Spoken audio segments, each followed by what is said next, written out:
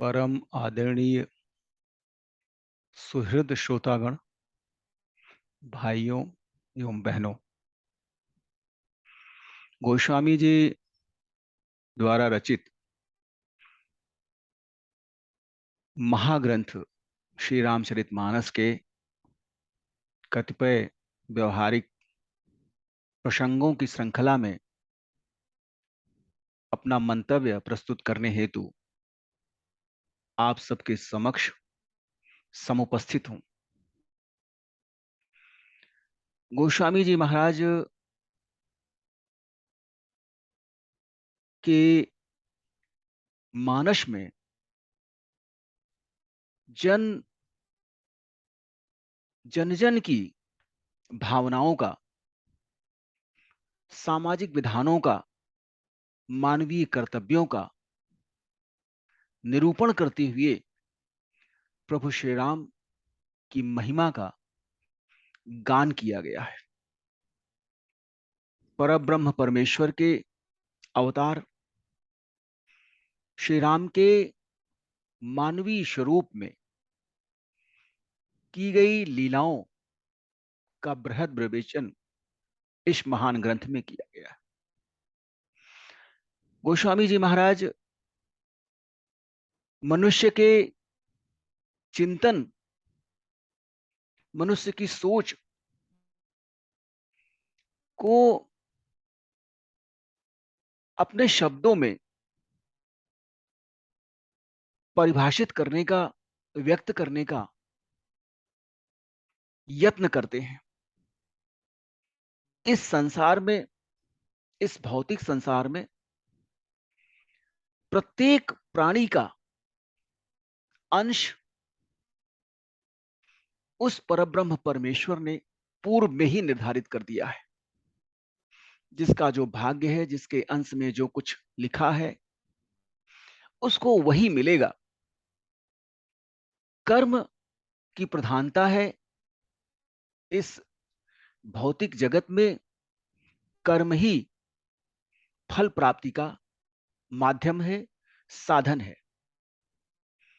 यदि हम यह कल्पना करें कि इस संसार के सारे भौतिक सुख, सारी सुख संपदा सिर्फ हमारी है और हम किसी और के लिए उसे क्यों छोड़ें, तो यह हमारी कल्पना व्यर्थ ही है।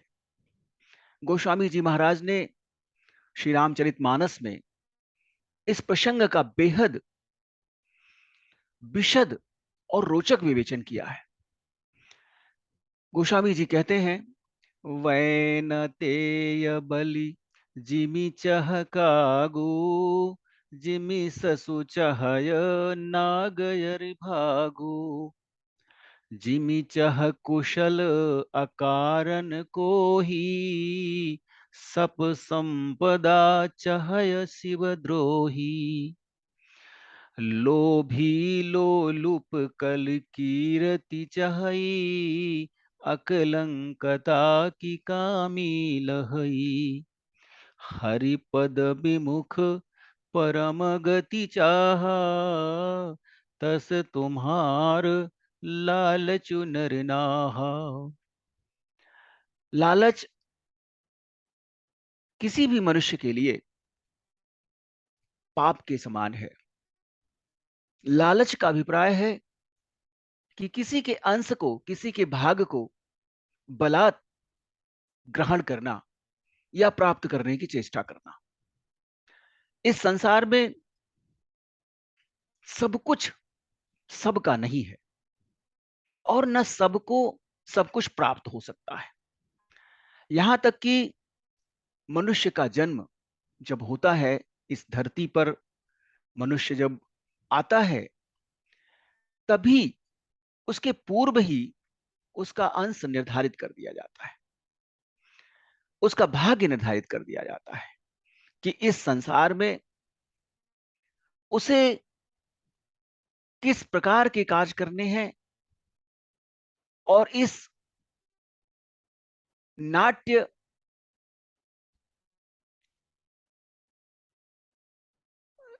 नाट्य रूपी जगत में उसकी भूमिका क्या होगी।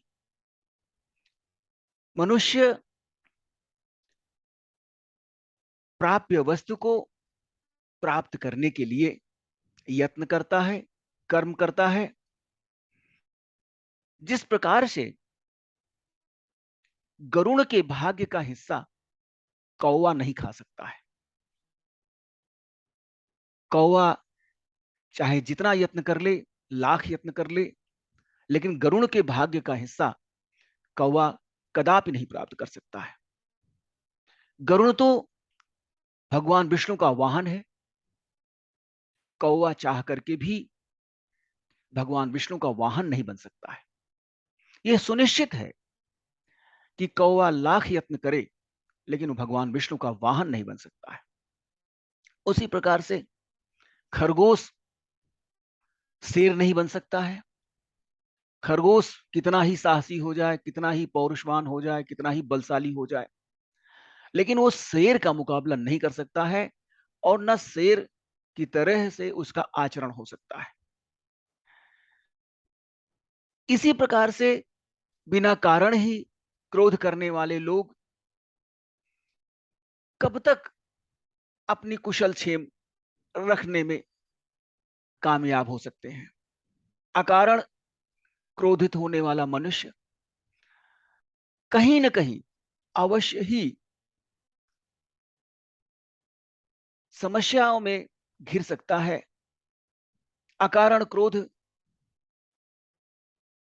पाप के समान है, और क्रोध के वशीभूत, अकारण क्रोध के वशीभूत मनुष्य जो कृत्य करता है, उसका परिणाम बहुत सार्थक नहीं होता है, उसका परिणाम अच्छा नहीं होता है। अकारण क्रोध करने वाला प्राणी अपनी कुशलता बहुत दिनों तक नहीं संजो रख कर सकता है। उसे कहीं न कहीं अवश्य ही किसी न किसी से अकारण क्रोध का प्रतिफल अवश्य मिलेगा।